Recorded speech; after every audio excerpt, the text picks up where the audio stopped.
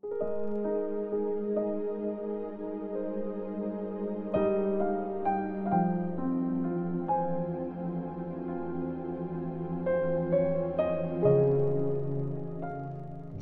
chapter 1. Ang sulat na ito ay para sa mga tinawag at minamahal ng Diyos Ama at iniingatan ni Jesus Christ.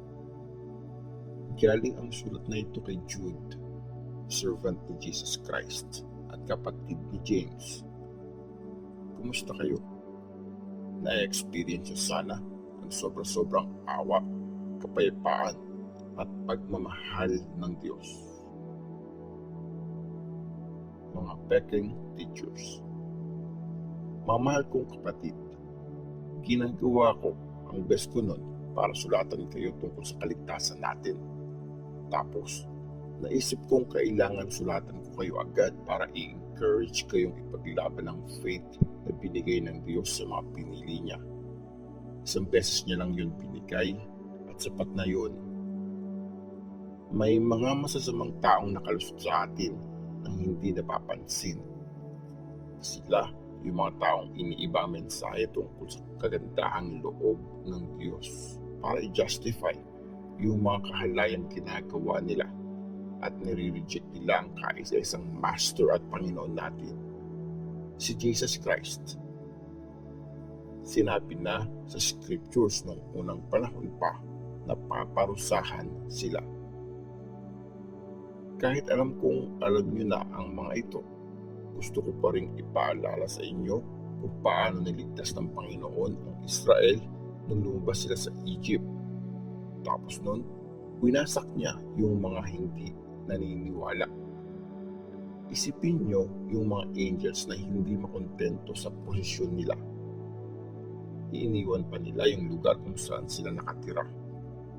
Ginapo sila ng Diyos ng kadenang hindi nasisira.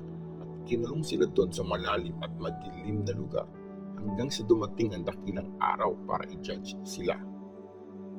Tandaan nyo din yung nangyari sa Sodom at Gomora, pati doon sa mga bayan sa paligid nila. Naging immoral din ang mga tao sa mga lugar na yon at gumawa ng kung ano-anong kahalayan. Kaya pinarusahan sila ng Diyos sa apoy na hindi namamatay para maging warning sa lahat. Ganyan din yung mga taong sinasabi ko sa mga visions nila. Gumagawa sila ng mga bagay na nagpaparumi sa sarili nilang katawan. Nire-reject nila ang authority ng Diyos. Binabastos pa nila ang mga maluwalhating angels. Kahit na yung pinuno ng mga angels na si Michael, hindi nagsalita ng pambabastos nung nakipagtalo siya sa devil para makuha yung bangkay ni Moses. Sinabi niya lang, Panginoon na ang magpaparusa sa iyo.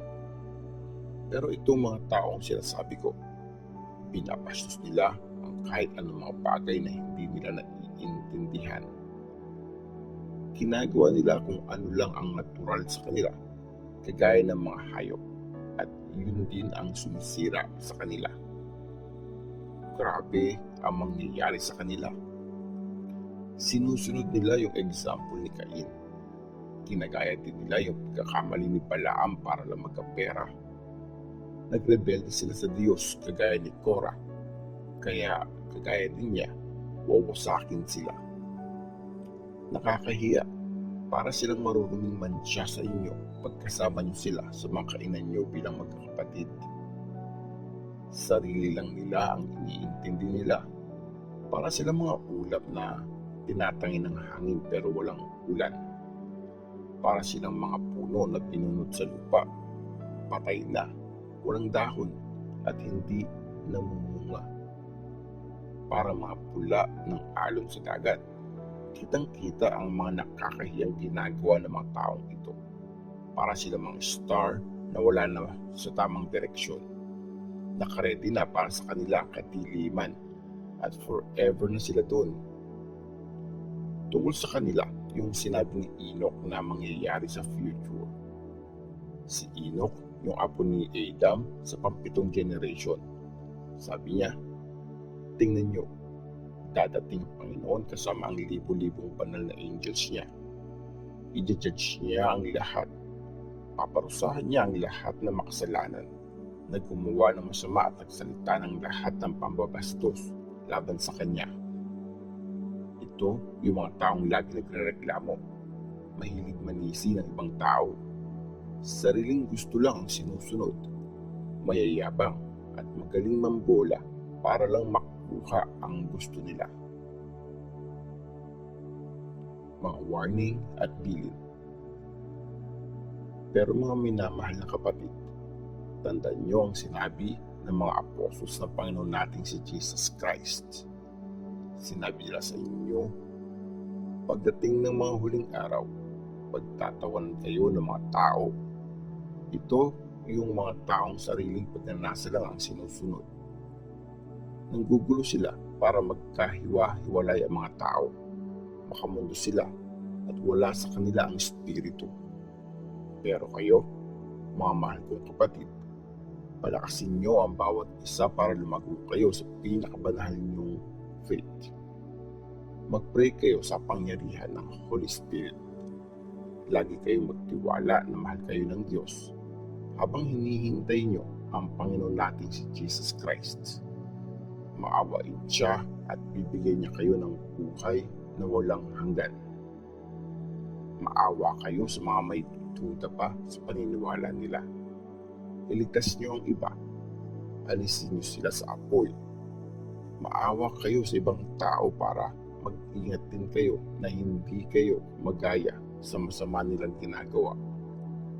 Magalit at mandiri kayo kahit sa mga damit nilang may bahid ng masasamang pagnanasa.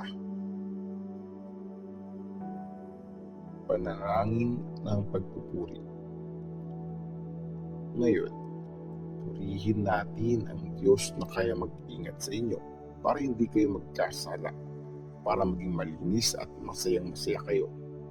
Pagharap sa dakila at nag-iisang Diyos ang tagapagligtas sa tulong ni Jesus Christ na Panginoon natin. Dakila siya, marangal, makapangyarihan, at siya ang pinakamataas na pinuno mula noon, ngayon, at magpakailanman. Amen.